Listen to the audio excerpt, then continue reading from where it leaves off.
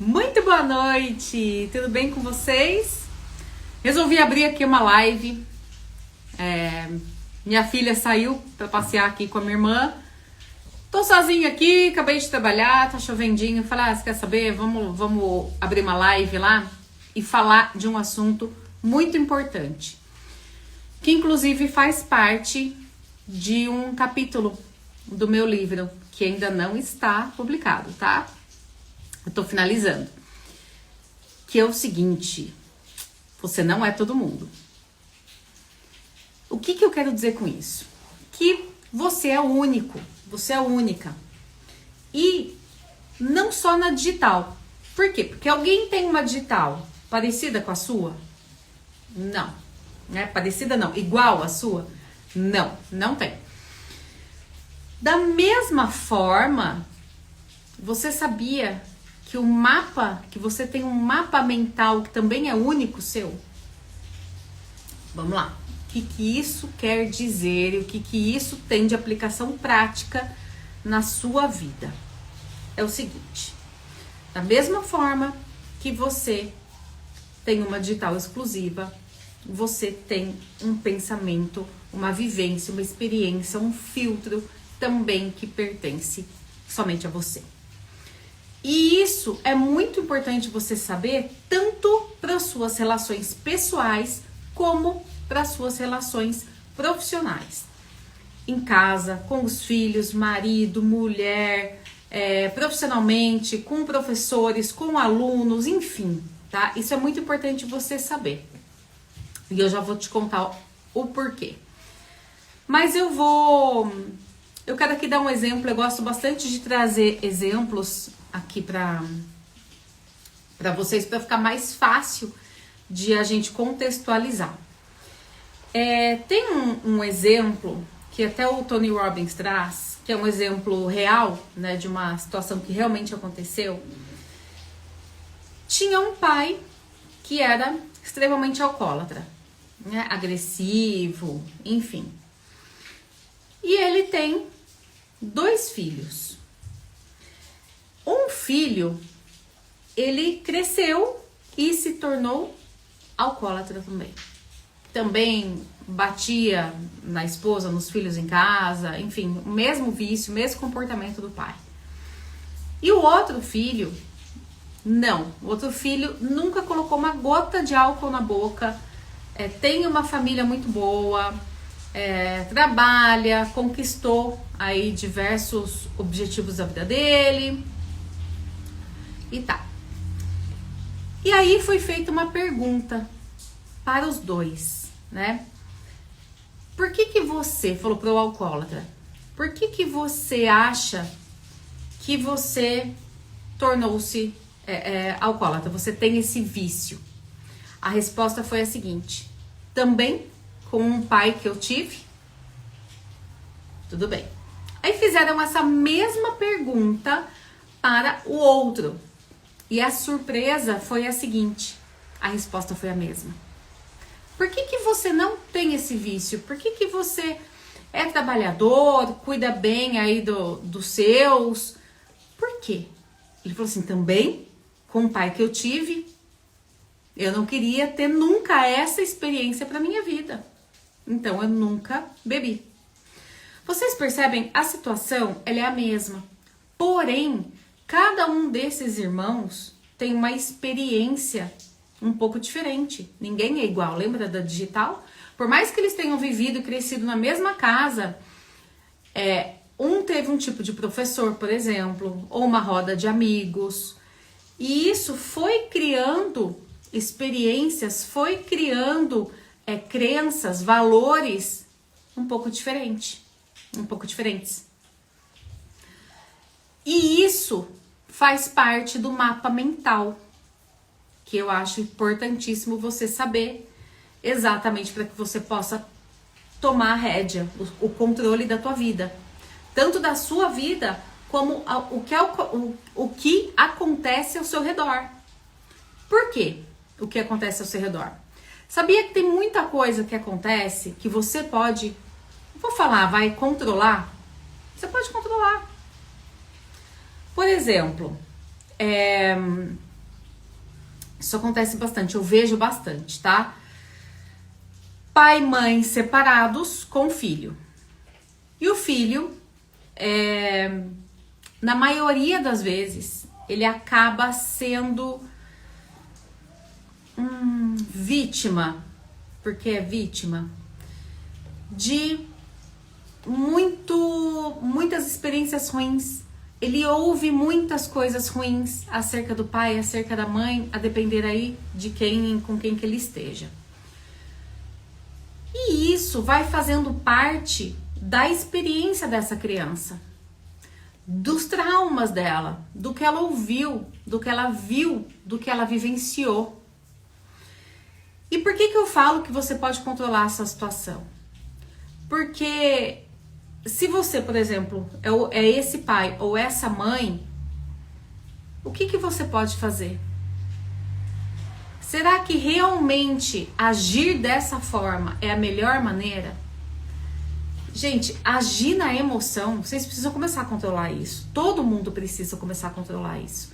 E eu falo porque eu treinei muito isso na minha vida, tá? Treinei muito, tanto em relação a essa questão de filha de pais separados, tá?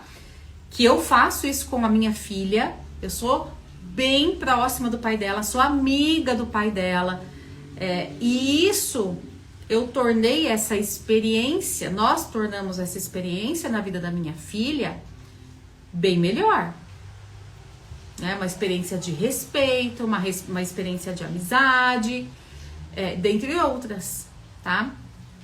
Ah, Betânia, mas isso foi o seu caso, né? O meu, você não sabe o que aconteceu na minha vida. Na minha também. Na minha também. Eu não vou expor nada aqui, mas assim, não foi simples pra mim também. Só que eu já tinha começado a estudar inteligência emocional. E aí eu comecei a me fazer perguntas assim, tá? Como que eu tenho que agir? O que é importante nessa situação? A minha filha. Eu comecei a fazer perguntas para saber o que realmente era importante e como eu teria que agir nessa situação. E isso para tudo. Para tudo. Por exemplo, teve uma época... para quem não me conhece, eu sou advogada, né, também. Então eu vejo muito essa relação no dia a dia, tá? Essa relação dos pais com filhos. Mas teve também uma situação que eu atendi uma pessoa uma vez e ela me contratou, o processo dela já estava indo para o Tribunal de Justiça. E aí eu olhei, analisei o processo e conversei com ela. E falei assim, era um processo crime. Eu falei assim, você tem medo de ser presa? Ela desabou. Começou a chorar. Eu tenho muito medo de ser presa, eu tenho tal. Começou a falar. Eu falei, então, porque assim, pelo seu processo, você não existe possibilidade de você ser presa. Por conta da pena, por conta, enfim, de diversos fatores. No final das contas, ela acabou sendo absolvida, tá? Mas, olha isso, por quê? Porque eu pensei nela. Eu tive empatia, que é a capacidade de se colocar no lugar do outro, e falando, tá conversando com a advogada fala algumas coisas técnicas ali, vai fazer o que é possível, mas e a preocupação dessa pessoa? A preocupação dessa pessoa era ser presa. Só que nesse processo, e nunca ninguém tinha falado isso pra ela, tá? O processo já tava indo pro Tribunal de Justiça, já tava aí há mais de 5, 6 anos rodando, e nunca ninguém havia falado isso pra ela. Então, você vê que inclusive na questão profissional isso muda muito. Se você, por exemplo, tem uma loja e você vai lidar com as suas colaboradoras, com os seus colaboradores, é importantíssimo quando você tem essa noção de que cada um tem uma experiência, cada um tem um mapa mental. Até porque você não deve impor a tua opinião. O que você deve fazer para uma situação determinada ali que você acha que é correto ou não? Fazer as perguntas, entender como que essa colaboradora, por exemplo, pensa sobre aquela situação. Qual é a experiência dela naquela situação? E aí, sim, você consegue explicar o seu ponto de vista e fica muito mais simples dessa pessoa entender e de, por exemplo, cumprir os valores da empresa.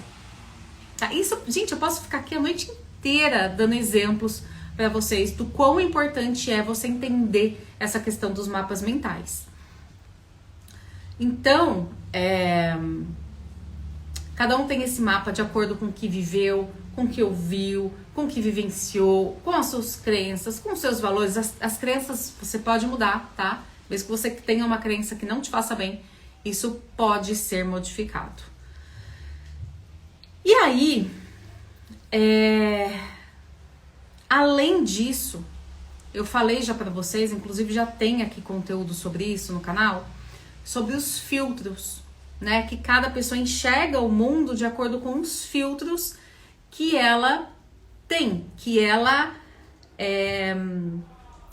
acarretou, né? Que veio, que ela foi construindo ao longo da vida. E aí, cada pessoa vai enxergar uma determinada situação por um viés, por uma opinião. Entendeu? Então, é muito importante você entender que isso existe para poder respeitar a opinião do outro e para poder colocar a sua opinião também. Só que não como uma imposição, mas entendendo o que está acontecendo naquele momento. Por exemplo, nesse caso dos dois irmãos, né? Você consegue perceber que se uma pessoa vai conversar com o irmão A ou com o irmão B, ela vai ter uma percepção diferente, ela vai conversar de maneira inclusive diferente, tanto com A como com B. Por quê? Porque cada um ali construiu um filtro diferente. Cada um tomou uma decisão diferente. Tá? Então, é muito importante você entender isso, principalmente, gente, em relacionamentos, né? Por quê? Porque muita briga, muita picuinha. Por quê? Porque talvez as pessoas não pensem nisso, não saibam que cada um traz uma bagagem, cada um tem uma experiência e criou um mapa. E esse mapa é visto como uma realidade na vida dessa pessoa. Por exemplo, falando de relacionamento aqui.